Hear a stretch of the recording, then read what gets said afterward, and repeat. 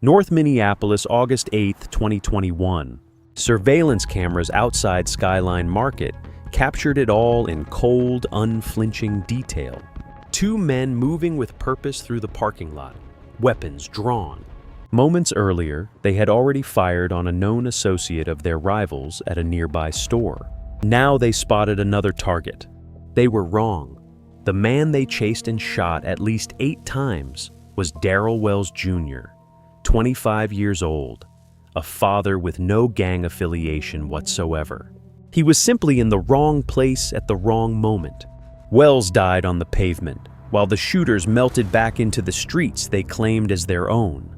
According to court-confirmed evidence presented in federal trial, the shooters were Gregory Hamilton, then 29, and Dantrell Johnson, then 32, both established members of the Highs, a violent street gang that controlled territory north of West Broadway Avenue. A third defendant, Keon Pruitt, drove the getaway vehicle.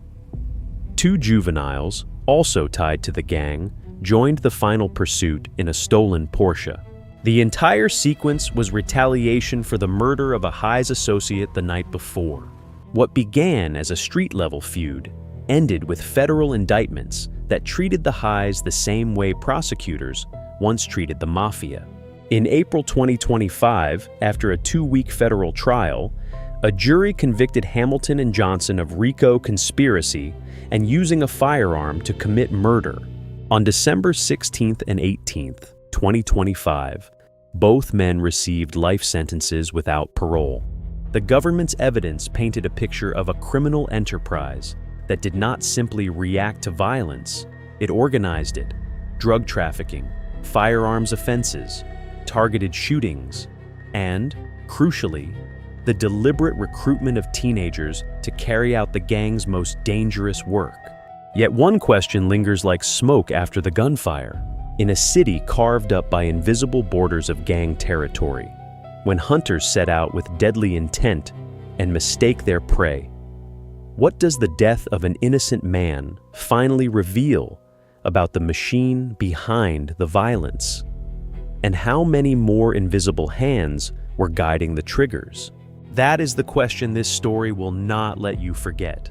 North Minneapolis had always been a checkerboard of fragile truces and invisible lines. West Broadway Avenue sliced the neighborhood like a scar.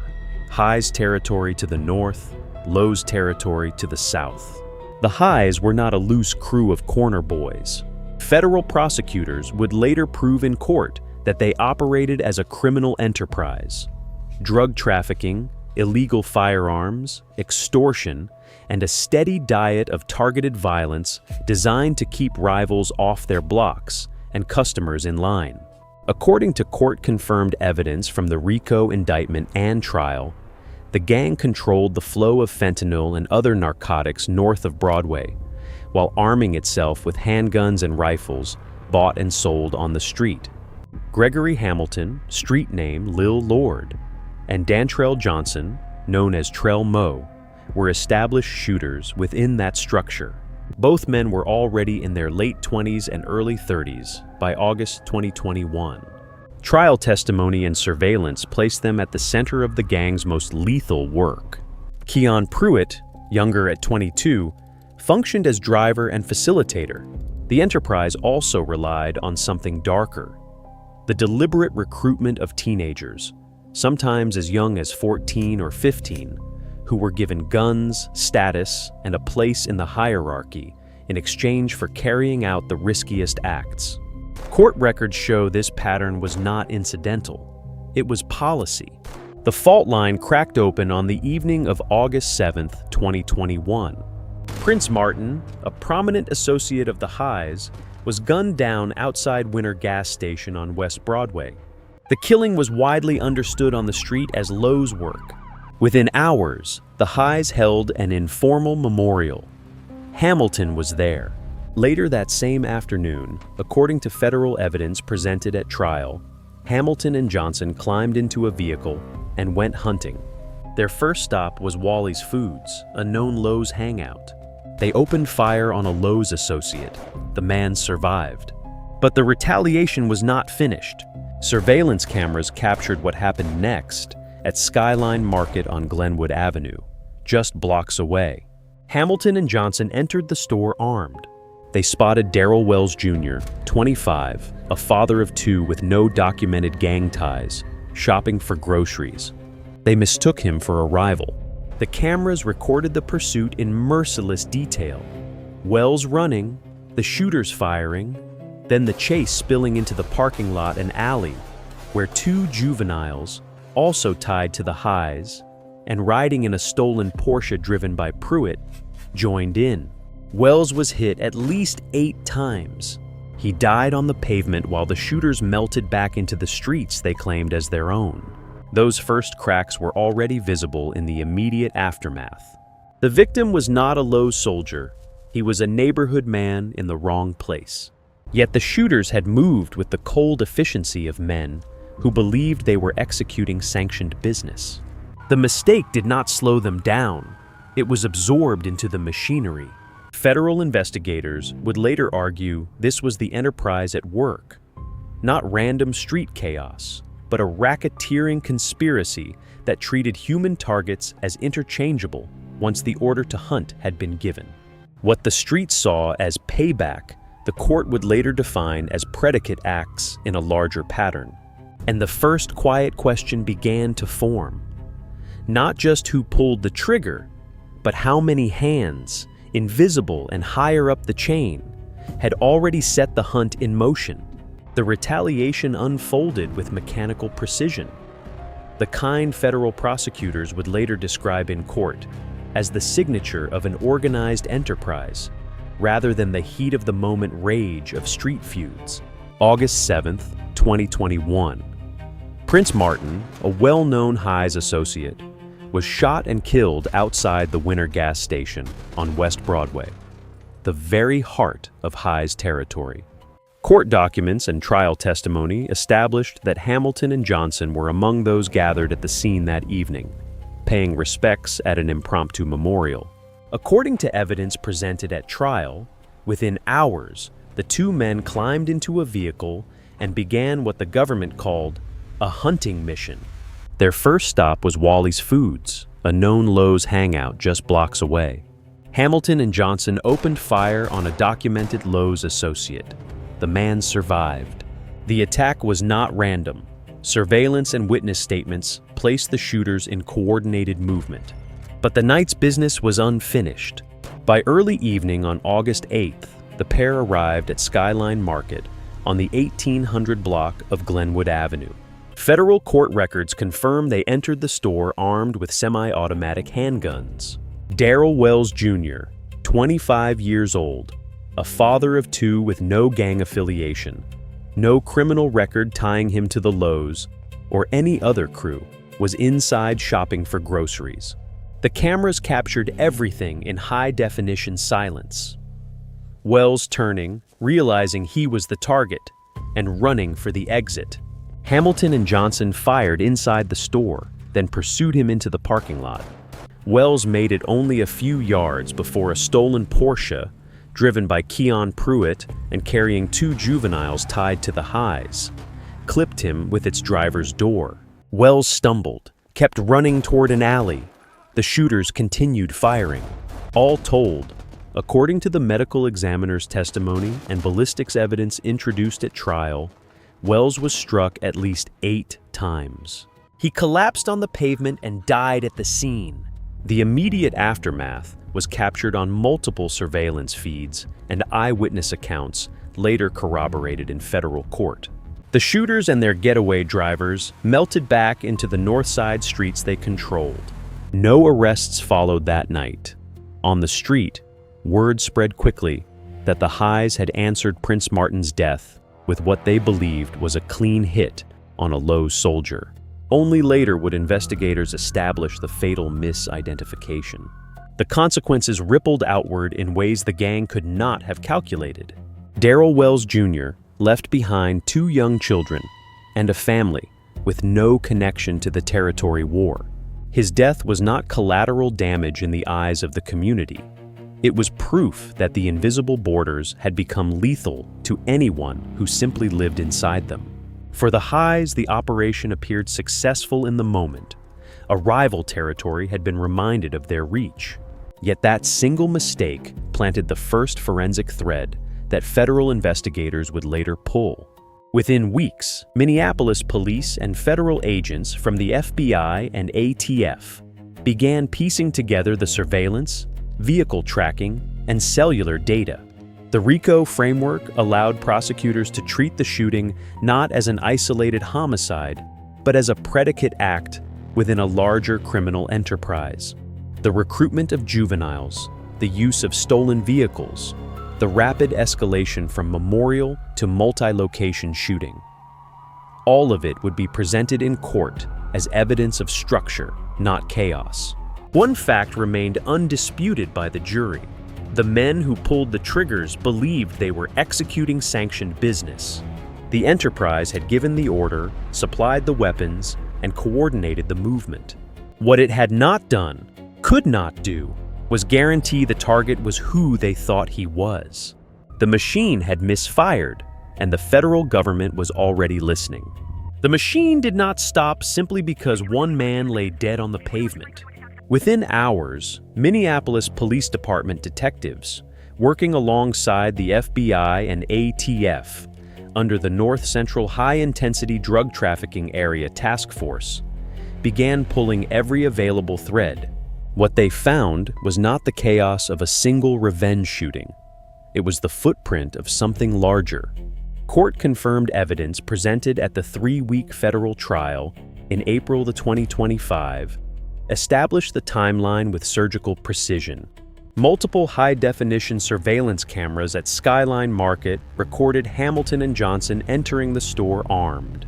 The footage showed them opening fire inside the store, Darryl Wells Jr. fleeing, and the pursuit spilling into the parking lot. A second set of cameras captured the stolen Porsche, driven by Keon Pruitt with 2 juveniles inside, clipping Wells and the juveniles jumping out to continue the chase into the alley. Ballistics and the medical examiner's testimony left no doubt. Wells was struck at least 8 times. The jury saw it all, frame by frame. But the real investigative power came from what happened next. The Dodge Charger used earlier by Hamilton and Johnson that afternoon was tracked through traffic cameras and cellular data. The stolen Porsche was recovered.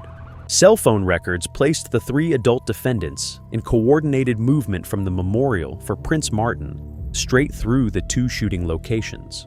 Federal prosecutors introduced evidence of the gang's broader pattern: narcotics trafficking, illegal firearms distribution, and a documented history of using juveniles as expendable triggers.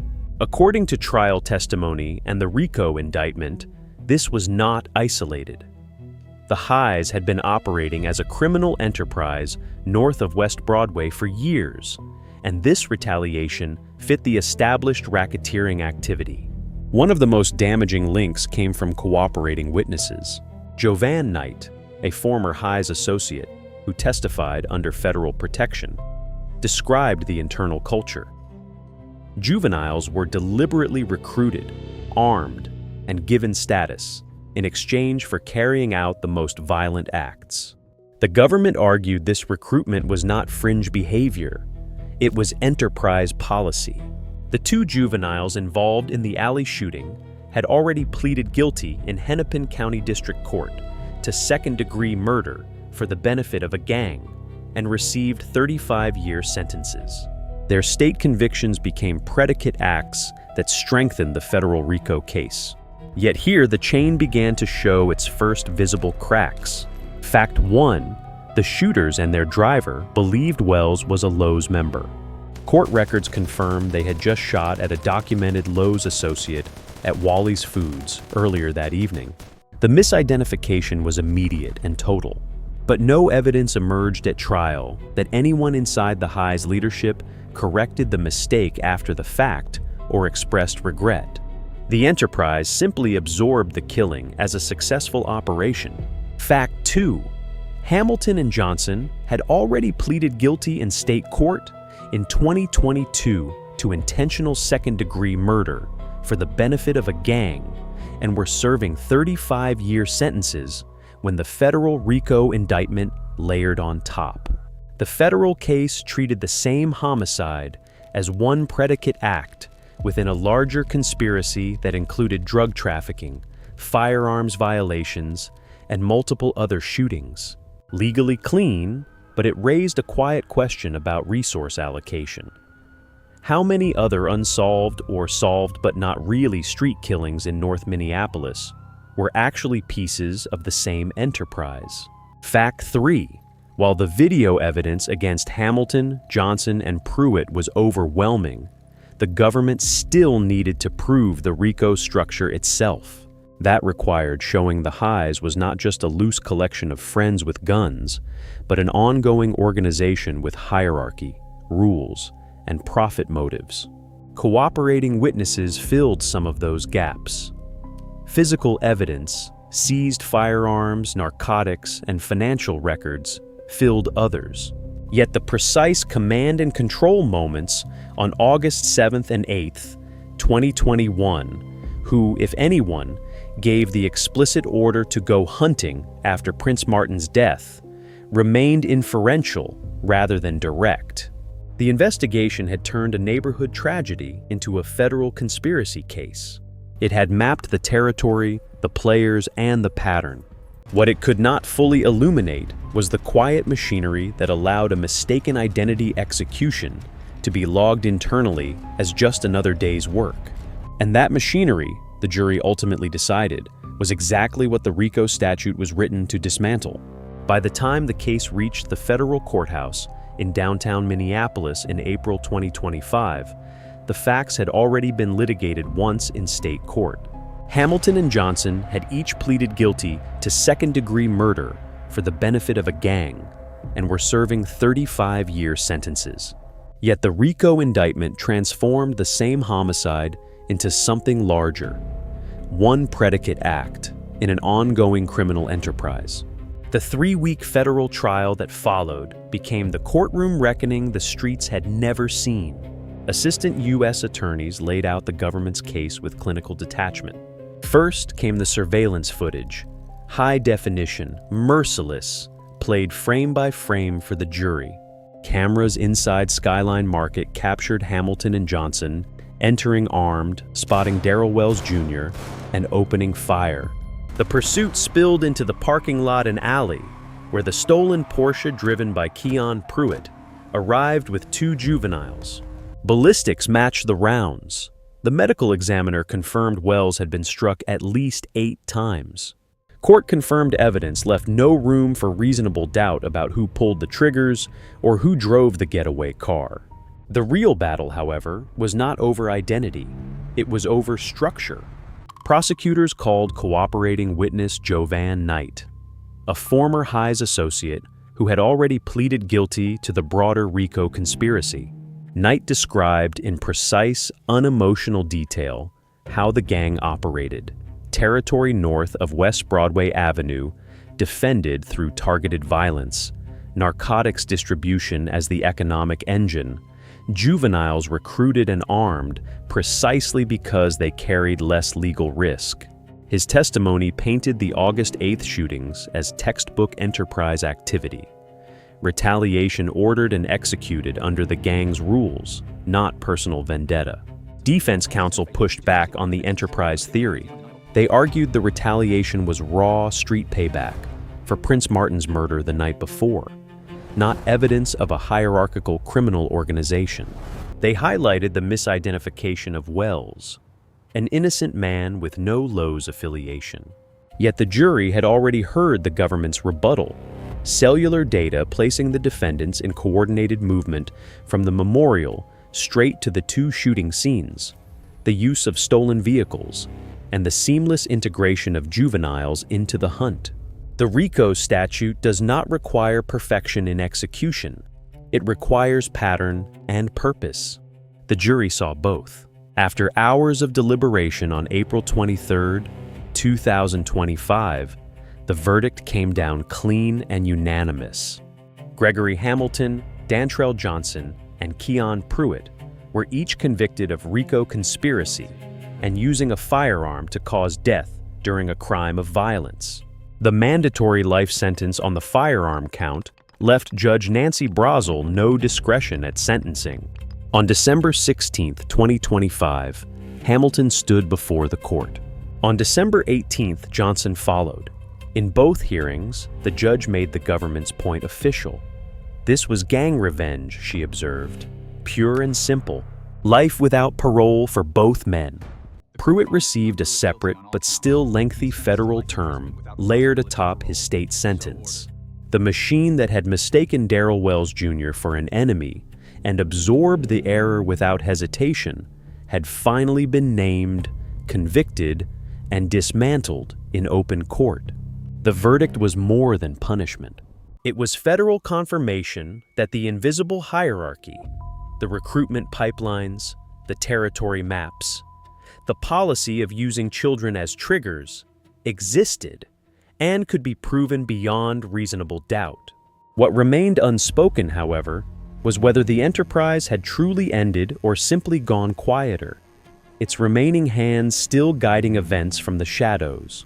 The federal courthouse doors closed on the Highs enterprise in the final weeks of 2025. On December 16th, Gregory Hamilton stood before U.S. District Judge Nancy Brazel and received life without the possibility of parole. 2 days later, on December 18th, Darryl Johnson heard the same sentence. Keon Pruitt was handed 451 months, nearly 4 decades, in a separate but related federal proceeding. The judge's words at both sentencings were spare and final. This was gang revenge, she observed, pure and simple. Court-confirmed records show the RICO prosecution was part of a sweeping federal effort that charged more than 39 members and associates of the Highs. The convictions dismantled the visible hierarchy, leadership roles, recruitment pipelines, narcotics distribution routes, and the deliberate use of juveniles as triggers. Federal agents and prosecutors described it as one of the most significant gang takedowns in recent Minneapolis history. The machine that had turned a memorial into a mistaken identity execution had been named, mapped, and, on paper at least, broken. In North Minneapolis, the public reaction was layered and quiet. Families who had lost sons, brothers, and fathers to the territory war expressed measured relief. Darryl Wells Jr.'s relatives spoke in court about the permanent absence their children would grow up with, an absence no verdict could restore. Community leaders acknowledged the convictions removed some of the most violent actors from the streets, yet they also voiced a deeper fatigue. The borders between Highs and Lows territory had not vanished with the indictments. Drug corners still operated. Younger faces still appeared on corners once controlled by the convicted men. Reasonable inference from the trial evidence suggests the RICO framework succeeded where traditional homicide prosecutions had not. It treated the enterprise as a single criminal organization rather than a string of unrelated street incidents. The death of an innocent man, Darryl Wells Jr., became the predicate act that exposed the larger pattern. The machine had misfired, and federal prosecutors caught the recoil.